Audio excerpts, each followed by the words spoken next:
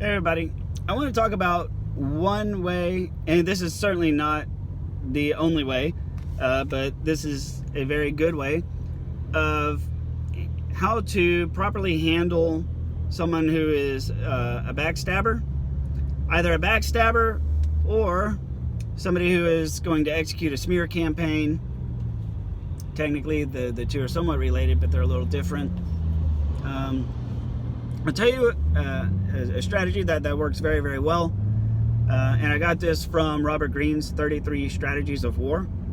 And that is sometimes just let the enemy charge straight into you. You know, just stand your ground and let them, let them do the worst. If they're going to be terrible, just let them be terrible. And the thing is, just stay calm, let them be terrible. And the thing is, they're just going to look like an asshole, right?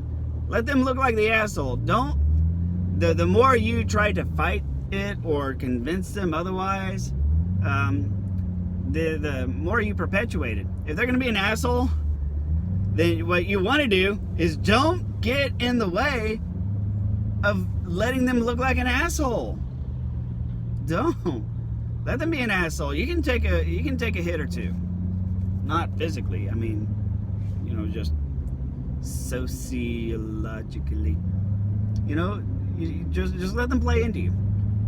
So with the backstabbers and the smear campaign, right? People usually go behind your back with both. And here's the thing. When it comes to people backstabbing and going behind your back, once you find out, don't say anything. Just let them keep doing what they're doing. Just because doesn't mean you have to tell them. If you know their plays, you benefit so much more by not revealing what you know. Think of it like this. You ever watch a team sport game like football, basketball, and baseball? You kind of ball. One thing you never see one coach yelling to the other coach, "Hey, I know what play you're gonna run, and I'm prepared for it to keep you from scoring." What does the other coach yell back? "Thanks for letting me know, dumbass." Right? If somebody's going behind your back, if somebody is stabbing you in the back, or going behind your back and then stabbing you in the back, then by all means, don't let them know that you know what they're up to. And if you think about it, this makes a lot of sense. Let them be terrible. Let them be an asshole. You just keep being you, right? And just move on, because when it's two people fighting, two people arguing, when there's two people in conflict, other people just don't really know what to make of it. People want both of you to shut the hell up. Nobody's really there's no discernible winner or loser. So if you're both fighting and arguing, because whoever it is that's going behind your back, they're always going to sound like they have a justifiable reason. And in their mind, I'm sure it is well justified, but then there's, the world the rest of us live in. They have their reasons for doing it. But if you just stay calm and just stick to your facts, the more they want to look like an asshole, the more you should let them. And the more you should struggle not to be, the more you should strive to not be an asshole. It's plain and simple, but our natural tendency is, when we get wind that an attack is coming, we don't want the attack to land. We want to defend ourselves before something bad happens. Is the natural reaction. And that is one of the core mechanics of how manipulation works. Manipulation works by presenting the victim with a scenario in which they're trying to avoid damage. They want to pick the lesser of two evils. People want to try and minimize the damage. Well, so that's how you get what you want. and then that's, that perpetuates it. That just encourages them to do it more, because they've succeeded once, then they've succeeded twice, 3 times, 4 times, 5 times. Still, it's like, damn, man, it's just the way shit is. So instead, take the bigger of the greater of 2 evils. You know why? Let them be as evil as they want to be. And you know what? Like, it's perfect, because then, see, nobody ever cares about the things that you prevented. Nobody cares about the things that they tried to do and failed, right?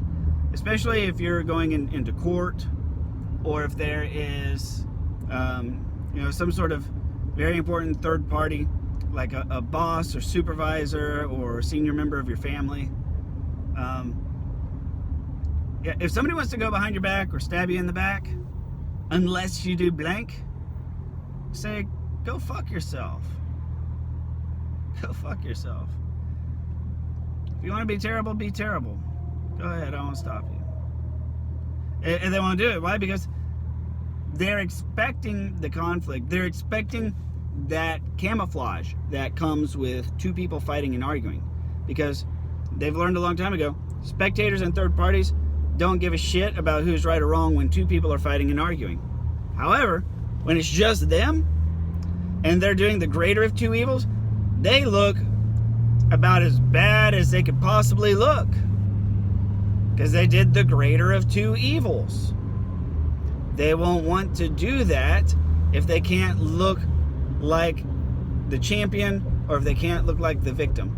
It's really hard to look like a champion when you're being a dick. It's really hard to look like a victim when you're being a dick.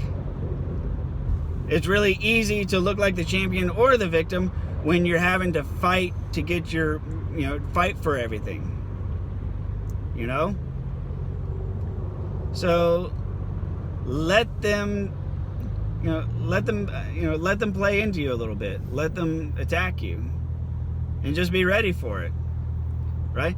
Especially if you already know what it is they're gonna do, and you find out ahead of time that something's up, and you may not know all the details of what it is, but some shit's gonna be going down soon. And you say, okay, I know some shit's gonna go down soon. I better have my voice recorder handy. I better have my video camera up. I better be ready to jot down some notes. I better have a phone number ready, available. Whatever the case. Don't tip off other people. Don't preemptively put the word out that something that they don't. Don't do that. Just be prepared to capture all the evidence of what it is that they're doing. That's how you win. You don't win by preventing conflict. You don't win. The scoreboard does not run based on how many plays got blocked. Like when you watch football, the scoreboard never ticks up based on how many plays got blocked or how many times the defense did their job, right? The scoreboard only matters when people score, And there you go. You're not going to get a score on your scoreboard until you let them make their play. And then after they make the play, where your victory is in everything that follows their power play. Okay? Your victory is not in preventing their power play. Your victory is not in the immediate result of their power play. Your victory is in making it as obvious as possible what their power play was, why they did it, and you remain calm. They look like the asshole because they are. As long as you're not an asshole or going off, yip yip yip yip yip. Just keep your cool. And you explain it for the way it is, and you say, I'm not mad. I'm not surprised. I expected this sort of thing from you. So I already knew to expect it. So I was ready. And you leave it at that. So, anyways, thank you very much for listening. I hope this helps somebody. Like I said at the very beginning, this isn't the only way to combat and deal with people, but it is one of my more favorite methods, because it gives you solid evidence. It gives you a very solid, indisputable set of facts. It really doesn't hurt that bad. Even when somebody's at their worst, it's still not all that terrible.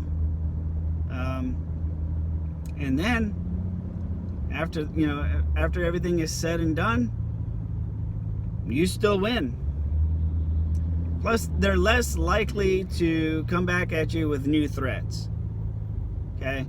Because the more you give in and the more you succeed at preventing attacks, the more you encourage them to try something else and try something else, right?